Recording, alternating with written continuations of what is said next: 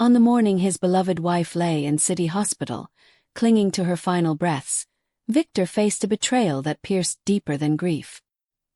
His only son, Samuel, refused to come to the hospital, claiming his wife's birthday celebration mattered more.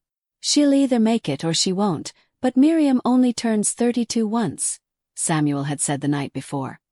His words slicing through Victor's soul like a sharp blade.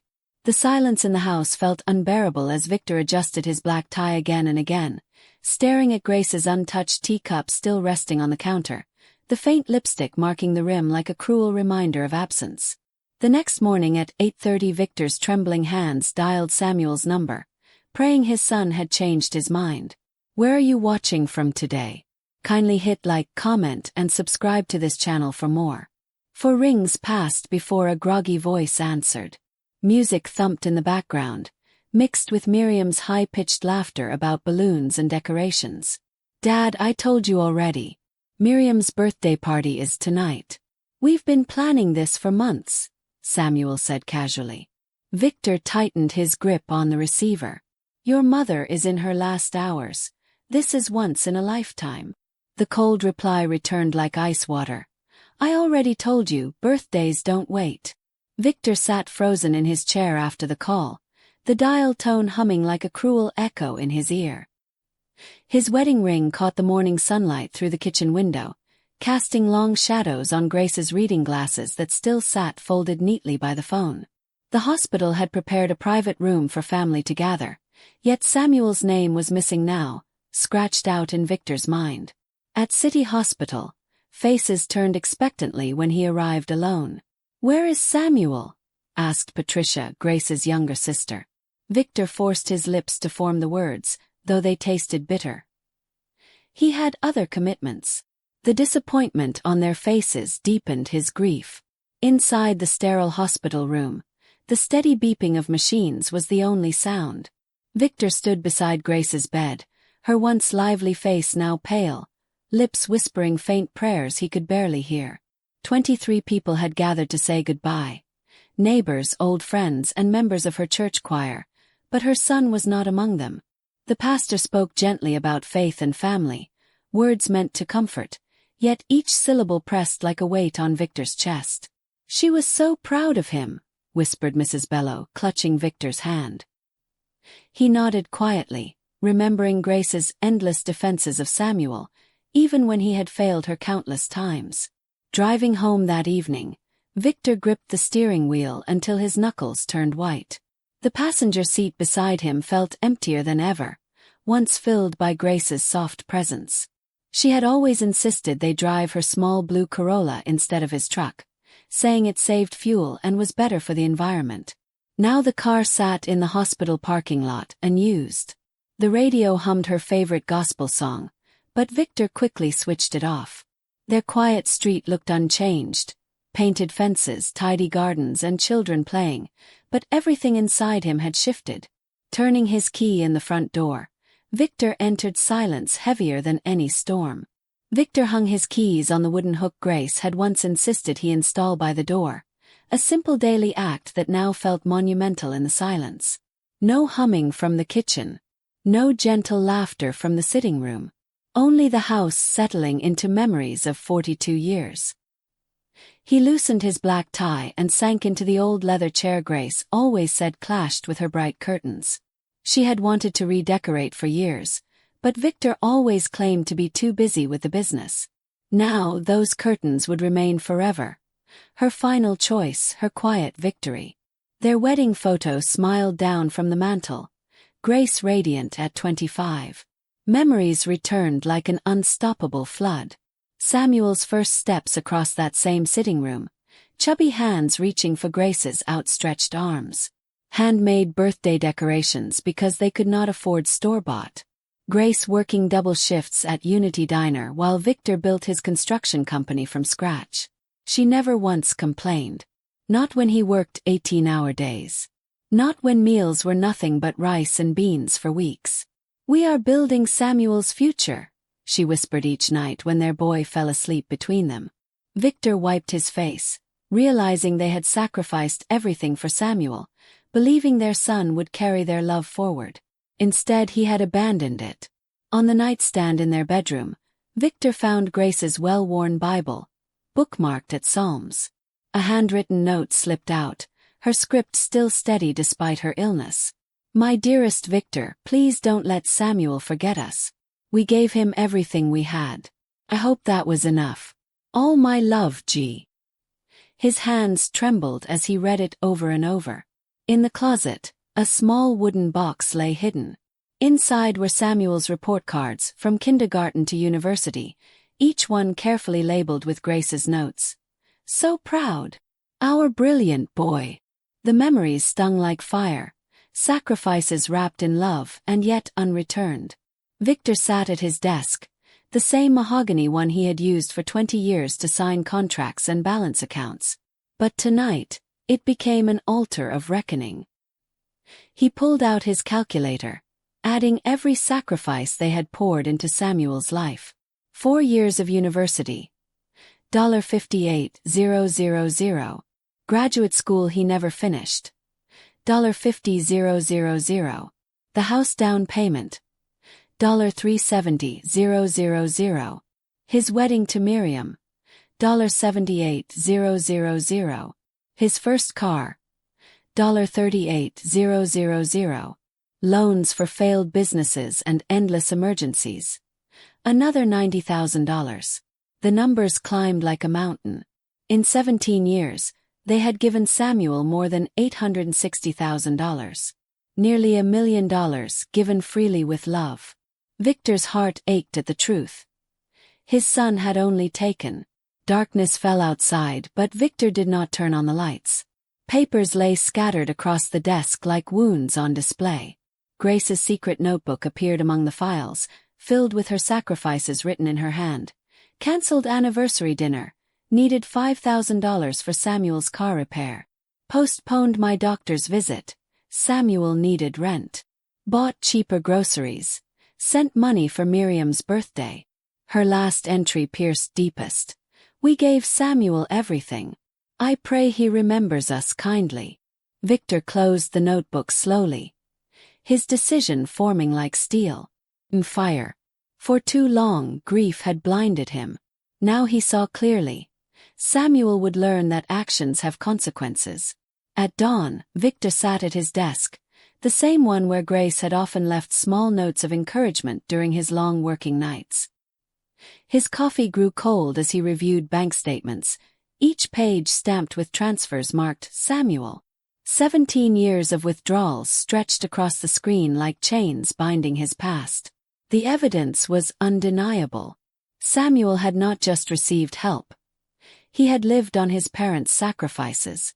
Grace's photograph, smiling from the corner, seemed to watch him with gentle eyes. "You were right to worry," Victor whispered. Her final fears about Samuel's character echoed in his mind. Now there would be no more excuses. The phone rang sharply, cutting through the silence. Samuel's name glowed on the screen. Victor hesitated, then answered. "Dad, hope you're managing," came Samuel's cheerful tone, ignoring the heaviness of Grace's passing. He didn't mention the hospital, didn't ask how Victor was. Instead, he launched straight into his request. "Miriam's party was amazing, but we overspent. We need about $16,000 immediately to clear the bills. You understand, right?" In the background, Miriam's voice shouted, "Tell him about the band." Victor's grip on the phone tightened. He buried his wife yesterday, yet his son spoke only of parties and money. His heart hardened with each word. "No," Victor said simply. The word felt strange in his mouth. The first time in 35 years he had refused his son. Silence followed, then Samuel's shocked voice. "What do you mean, no? Is the bank giving you trouble?" Victor repeated it firmly. "I will not send you money." The mask slipped from Samuel's tone, replaced by anger. "Are you seriously refusing to help me after everything this week?" His words stabbed like betrayal. "Everything this week," Victor thought bitterly. His son had not been at his wife's last breath. Yet he dared to speak of burden. This was no son, only an entitled stranger. Miriam's voice rose in the background, shrill and insistent. "Tell him we already spent it. He has to pay." Samuel's desperation grew. "Dad, you know how she gets when she's stressed. Please, just this once." Victor's calm voice cut through. "You are 35 years old. You have asked too many times. Enough." Rage spilled from Samuel. "Mom would want you to help us. She'd be ashamed of you." Victor's chest burned, but he did not waver. "Your mother wanted you at her side," he replied, his voice steady as stone. The line went quiet. Then came Samuel's final threat. "Don't expect us to come around anymore." Victor hung up first, something he had never done before. The phone lay silent on the desk, no longer a tool of manipulation. For the first time he felt free. He opened Samuel's employment file from Sunwave Construction, the company he had built from nothing. 8 years of records revealed the truth. Missed deadlines, inflated expenses, delayed projects, client complaints. He had protected Samuel all this time, excusing his laziness as youth, his failures as inexperience. Grace had begged him to be patient. But the pages told the real story. Samuel was not only a failure as a son, but also as a worker. At 9 o'clock the next morning, Victor walked into Sunwave Construction 2 hours earlier than usual. The office smelled of fresh coffee and polished floors. Employees looked up in surprise at his firm stride. For years they had whispered about Samuel's privilege, his lateness, his careless mistakes. Victor felt their silent judgment as he passed.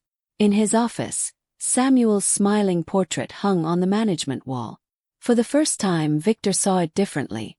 Not promise but entitlement. He called Sarah, the human resources director, and explained his decision. She was not surprised. "I've been documenting his infractions for months," she said. "I'll prepare the termination papers immediately." At 9:30, Samuel strolled in, 15 minutes late, joking with the receptionist about recovering from the party. His laughter filled the lobby, careless and loud. He poured coffee, oblivious to the storm awaiting him. Victor's voice carried through the intercom. "Samuel, come to my office immediately." "Sure, Dad, just let me grab my coffee," Samuel called back casually. "Now, Samuel," Victor replied, his tone iron. The silence that followed told him his son recognized the shift. Slowly, Samuel's footsteps approached. When he entered and saw Sarah waiting with papers, his smile faltered. "What's all this?" he asked, uncertain. Victor remained seated, hands folded. "Samuel," Victor began firmly, "your employment with Sunwave Construction is terminated effective today." Samuel's laugh was forced. "Very funny, Dad. What is this really about?" Victor slid the termination papers across the desk. "Sign here." The words seemed to burn Samuel's fingers as he picked up the document, reading the legal language. His face grew pale. "You can't be serious. This is our family business." Victor's expression remained calm. "This is a business decision. Your position is eliminated due to performance issues." Samuel's voice cracked. "This is about yesterday, isn't it? About the money." Victor's eyes met his. "This is about everything." Security arrived at Victor's quiet request. Samuel's desperation erupted. "Mom wouldn't want this. You can't treat me like a stranger." Victor's tone remained steady. "This is not personal. It is professional." Samuel's voice rose as he looked toward the gathering employees in the hallway. "You're humiliating me in front of everyone." But his protests meant little now. Security escorted him to collect his belongings. His coffee mug, his framed photo of Miriam. Co-workers watched silently, many hiding relief that justice had finally come. For once, Samuel's charm and manipulation could not save him. He left the office as just another dismissed worker. Minutes later, the office door burst open again. Miriam stormed in, heels clicking on the polished floor, her voice sharp with fury. "How dare you humiliate my husband like this?" she shouted, pointing a finger at Victor. Employees pretended to work, But all ears listened. Victor stayed seated, unmoved. Samuel hovered behind her, ashamed but unable to stop her. Miriam continued. We have bills to pay. This company belongs to Samuel, too. You owe us. Her words dripped with entitlement. Victor's eyes narrowed. This is a private workplace. You need to leave. Miriam's face turned crimson. We'll sue you. You can't cut us off. Miriam's shouting grew sharper, her words venomous. Grace would be ashamed of you. You're a bitter old man destroying your own son's life. Samuel tugged at her arm, whispering for her to stop, but she pulled free. Victor's jaw tightened, but he remained calm. He pressed the security button. Within moments, 2 guards appeared at the door. Escort her out, he instructed. Miriam resisted, thrashing and calling him a tyrant, but her words carried no weight anymore. The entire office watched as she was escorted away. Samuel's humiliation deepened. His head hung low. For the first time, the entitled couple had no power over Victor. When silence returned, Samuel remained behind. His voice small now. Dad, I know I failed at the hospital. I know I disappointed Mom. But don't cut me off completely. I'm your only son. Victor's heart trembled at the word son, but he steadied himself. No, Samuel. You stopped being my son the day you chose a party over your mother's last breath. The words struck like a final verdict. Samuel's shoulders slumped. Without another word he left the office. Victor removed Samuel's portrait from the management wall himself and placed it face down in a drawer. The empty space looked cleaner, brighter, like justice. That evening, Victor sat at his mahogany desk with Grace's photograph watching from the corner. His path became clear. If Samuel would not honor Grace's memory, then Victor would. The next day, he visited a trusted lawyer, Robert Mensah, carrying Grace's will, life insurance documents, and financial records. I want to change everything, Victor said firmly. Robert leaned forward, concern in his eyes. You mean excluding Samuel? Victor nodded. Completely. Instead, I want a foundation in Grace's name, to help children with scholarships, to fund cancer research, to build what she always dreamed of. Robert studied his old friend. This is not revenge, Victor. This is love. Together they drafted a new will. Samuel was explicitly excluded, along with any future children he might have. Every asset would transfer into the Grace Foundation, an irrevocable trust ensuring protection from lawsuits. Victor would remain trustee until his death. Then the foundation's board would continue his vision. What about your home? Robert asked gently. Sold with proceeds donated, Victor answered. Except for Grace's wedding ring. That will be buried with me. When Robert questioned his mental clarity, Victor responded with sharp detail, listing every sacrifice Grace had made. His reasoning was strong. Robert finally nodded, respect replacing concern. The legal signing took place with 2 witnesses from Robert's firm. Each stroke of Victor's pen cut Samuel further from his inheritance. It was finished. Samuel had nothing left to claim. Victor requested formal notice be served to Samuel, so there would be no confusion. That night, Victor returned home lighter than he had felt in weeks. Grace's photograph seemed to glow softly from the mantel. For the first time, he whispered without bitterness. I've done it, my love. Your sacrifices will not die with you. They will live through others. Sleep came easier, and for once, his dreams carried Grace's smile. News of Samuel's absence at Grace's final moments spread quickly through their community. Patricia, Grace's sister, told her church circle, who whispered it at Sunday service. Soon the truth reached Unity Club, the place where Samuel once boasted about his successes. Invitations vanished. Business contacts stopped returning his calls. Miriam's shopping trips turned sour as boutiques treated her coldly. The whispers grew. He abandoned his mother at the hospital for a birthday party. The community that once admired him now turned their backs. For the first time, Samuel faced life without the shield of his parents' reputation. The silence of rejection was deafening. Meanwhile, Victor flourished in purpose. The Grace Foundation's first scholarship was awarded to a young girl named Ruth, whose dream was to study nursing. Victor attended the ceremony, speaking gently about Grace's legacy of sacrifice and love. Tears filled the girl's eyes as she thanked him, promising to honor Grace's name. Victor's heart lifted for the first time since Grace's passing. She would be proud, he whispered, placing daisies, her favorite flower, on the foundation's banner. Each act of kindness through the foundation healed a wound Samuel had left. Grace's memory now lived in the lives of children who valued opportunity, not entitlement. But Samuel and Miriam's lives spiraled downward. Bills piled high, their lavish lifestyle crumbling without Victor's endless bailouts. The mortgage went unpaid. Their car was repossessed in broad daylight, neighbors whispering from behind curtains. Miriam's anger exploded daily. "You let your father destroy us," she screamed at Samuel, pacing their living room. Samuel argued back, blaming her spending, but deep down he knew the truth. For years, he had leaned on Victor like a crutch. Now the crutch was gone, and he was stumbling through life alone. Miriam's threat grew louder with each fight. "If things don't change, I'm leaving you." The breaking point came when Samuel discovered their electricity cut off, unpaid bills taped to the door. That night, by candlelight, Miriam exploded in rage. "I didn't marry you for this kind of life. I wanted wealth, status, power, not poverty." Samuel begged her to be patient, promising he would find work.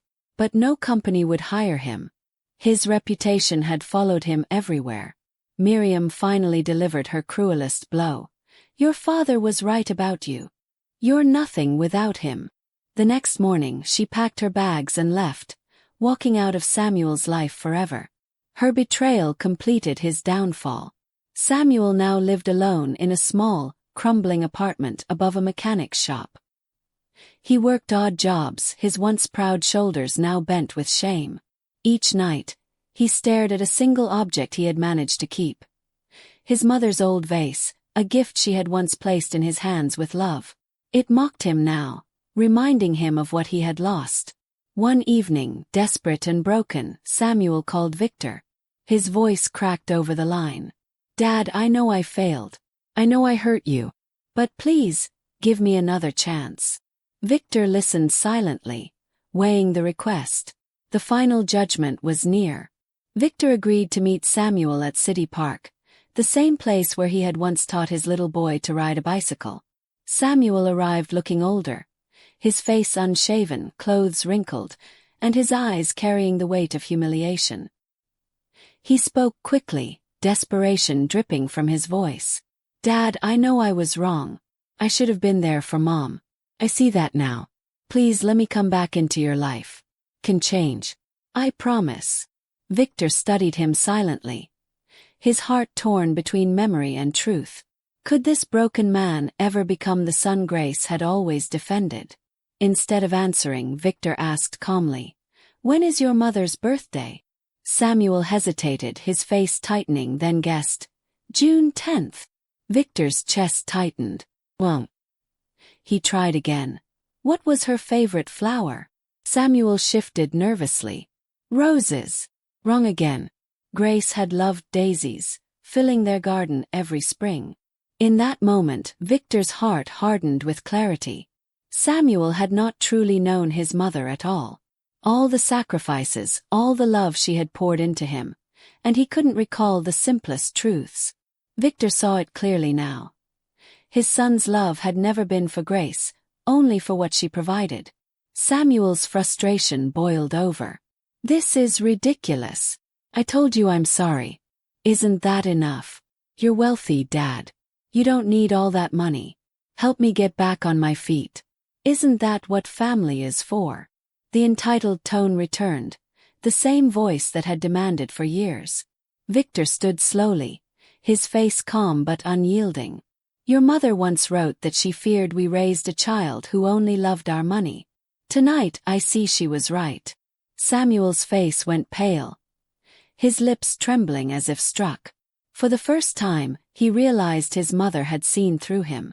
Anger replaced desperation. Samuel lashed out with venom. "I hope you die alone in that big house. You'll regret this when no one is left to care for you." His voice cracked with rage, but Victor no longer flinched.